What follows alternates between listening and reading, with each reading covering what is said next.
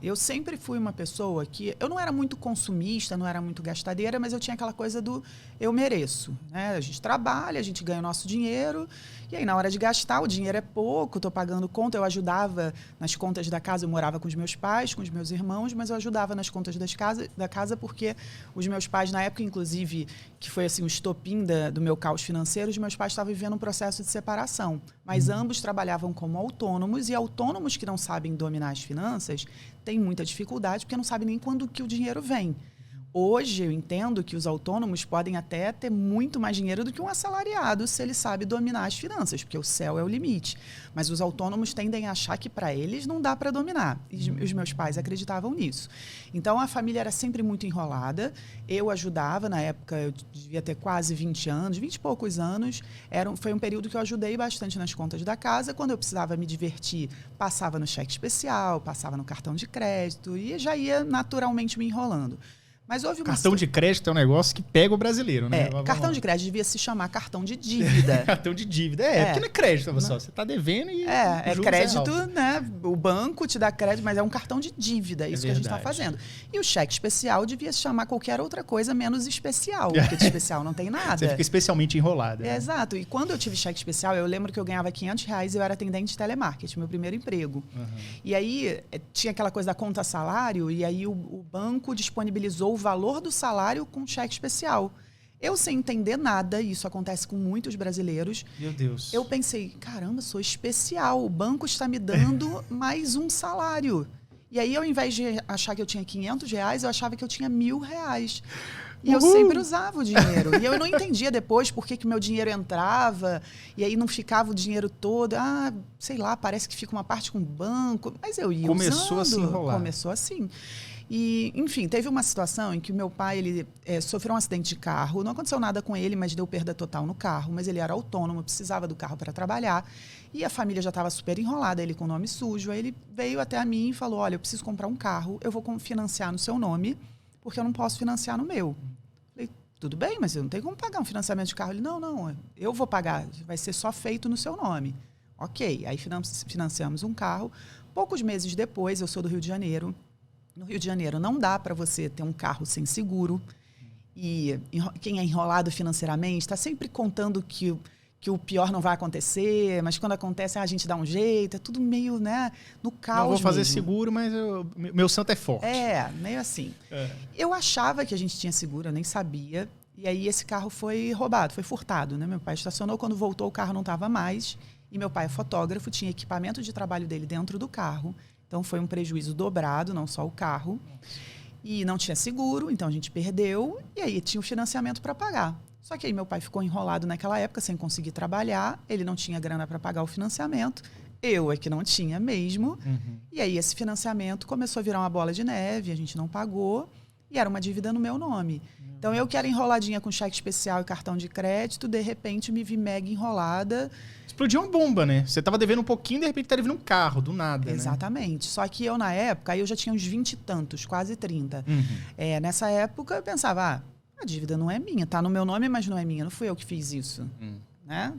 Isso é muito comum. Hoje, no meu trabalho, eu vejo que é muito comum. Lu, eu tenho uma dívida, mas não é minha. Como assim eu tenho uma dívida, mas não é minha? Se está no seu nome, é sua. E foi minha responsabilidade dizer, ok, faz no meu nome. Mas você era jovem, o seu pai, você não pode dizer não pro seu pai. Mas eu precisava assumir a responsabilidade daquilo. Dos seus atos, né? Mas eu agia assim, Zeca Pagodinho. Né? Deixa a vida me levar. É isso aí. E aí eu não fazia nada com aquilo, não sabia em que pé estava, eu sabia que presa eu não ia ser, porque ninguém é preso com dívida, só pensão alimentícia. Uma mulher não vai presa por dívida, né? Então, tô nem aí. E fiquei Então você não pagava vida. nada, nem juros, nem nada. Deixava o negócio explodir. Nossa, tava... Tem muito brasileiro que faz isso, né? Que vai deixando rolar.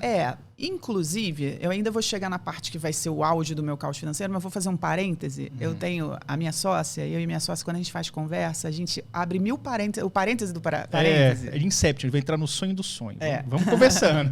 Então, vou fazer um parêntese rápido aqui, que essa questão da gente lidar com a dívida, tem gente que acredita que para quitar a dívida, para resolver uma dívida, você tem que sair quitando. Aí vende casa, vende carro para pagar uma dívida. Outras pessoas pensam que para resolver uma dívida e você não tem dinheiro, você larga aquilo lá que depois de 5 anos ela caduca e está tudo resolvido. nenhuma das duas opções é a mais adequada para a vida financeira. Nenhuma das duas vai resolver de verdade. Não vai. Porque quando você tem uma dívida gigante, vamos supor que você tenha, sei lá, 200 mil em dívida. Às vezes a dívida original nem era 200 mil. Era 50 e virou 200. Era 30 virou 200. Eu já vi dívida de 18 virar 500. Tá? Caramba! Passando muito tempo e dependendo do que era, da taxa de juros. Isso deve ser cheque especial, cartão de crédito, empréstimo, rotativo. Que não está pagando, exatamente. Tá louco. E às vezes o banco soma tudo, a pessoa vai lá, negocia, somando tudo, aí não consegue pagar, aí vira uma bola de neve ainda mais gigante. Aí tem gente que vende a casa de 200 mil, 300, paga uma dívida, fica sem casa, agora paga aluguel. Só que se ela tinha uma dívida, a dívida é um sintoma de um problema. Imagina uma febre, uma dor. É um sintoma de um problema de saúde. Não adianta eu ficar só tomando remédio para febre e para dor se eu não curar o problema de saúde, né? Então, como a dívida é um sintoma de um problema financeiro, que é o fato de você não saber lidar com o seu dinheiro, porque o fato de você não saber ir a vida toda atropelando criou uma dívida. Então, não adianta eu só eliminar a dívida, porque é a mesma coisa que resolver só a dor. Porque se o problema continua, aquela dor volta. Se eu continuo não sabendo lidar com dinheiro, um dia eu vou estar endividado de novo e agora sem casa. Como é que você acha que o brasileiro pode fazer essa autoanálise? Vamos lá, o brasileiro está doente. A febre é um sintoma. Como é que ele vê assim, beleza, não adianta nada eu vender meu carro para pagar a dívida de não sei o quê, agora eu estou sem carro e a dívida daqui a pouco vai crescer de novo. Como é que ele analisa esse foco, assim? Então, eu sempre digo que para você resolver uma dívida, a prioridade não é quitar a dívida. Não é. Só que quando eu digo isso, algumas pessoas entendem equivocadamente que a Luciana está dizendo para não pagar, dar o calote.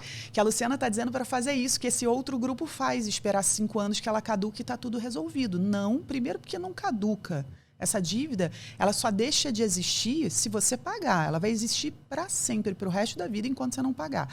O que acontece depois de 5 anos é que a dívida não pode mais ser cobrada na justiça, prescrição, mas aí é uma área jurídica, eu nem quero entrar nesses detalhes, porque a advogada é que sabe explicar isso. Mas vamos guardar aqui, eu sou de finanças, então o que a gente vai guardar aqui é uma dívida. Se você não paga, ela nunca deixa de existir. Agora, você sair correndo para pagar a dívida também não é o ideal, porque você pode acabar pagando a dívida num patamar assim, gigante, né? Porque está juros sobre juros sobre juros, com uma negociação ruim. Você vai vender bens, né? Vai acabar perdendo o seu patrimônio e vai fazer uma péssima negociação e você está agindo só no sintoma, porque a dívida é um sintoma do seu problema financeiro. Então, o que precisa ser feito?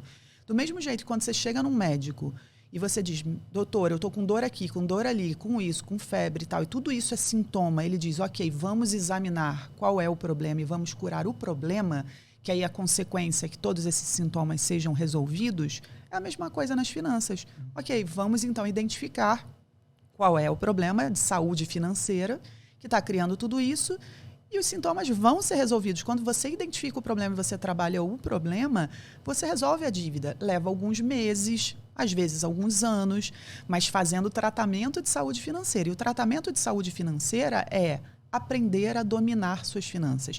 É você ter clareza de como você usa o seu dinheiro, você determinar o uso do dinheiro. Porque a pessoa que entra numa dívida, ela entra numa dívida porque ela nunca parou para pensar sobre como ela ia usar o dinheiro dela antes de usar. Caramba! Ela caiu o primeiro salário na mão dela, ou a primeira grana, que sei lá, ela é autônoma, empresário, o primeiro dinheiro que entrou para ela não pegou aquele dinheiro e disse, um pedacinho daqui vai para pagar isso, um pedacinho daqui vai para pagar aquilo. Ela não pensou antes e olhou se tudo que ela tinha para pagar cabia ali. Não, ela olhou e falou, dinheiro. Aí usou. Aí tá acabando, vou usar com isso. Ih, acabou, passa no cartão. Né? A minha esposa, ela conhece vários estagiários que o primeiro salário, ela dá entrada no iPhone. Isso aí, é isso mesmo. É isso. Isso pode ser um sintoma dessa má gestão, talvez. Com certeza. E isso é a primeira dívidazinha, que aí faz esse iPhone parcelado, então já está com dívida, e aí isso vai crescendo. E esse é o primeiro efeito. Uhum. E aí vira vários outros efeitos, vários outros sintomas gigantescos. Então não vai adiantar. Se eu der dinheiro, uma pessoa que está com 300 mil em dívidas, tem gente que me escreve às vezes e pede, você pode me dar dinheiro, e eu digo, eu vou te dar algo que é muito mais valioso que dinheiro. E eu acredito de verdade nisso, porque foi isso que me tirou do buraco para sempre e que já ajudou outras pessoas a fazerem o mesmo. É conhecimento sobre como lidar com dinheiro. Porque quantas pessoas ganham dinheiro, um Big Brother, loteria, e aí ganham dinheiro e depois perde tudo, cara.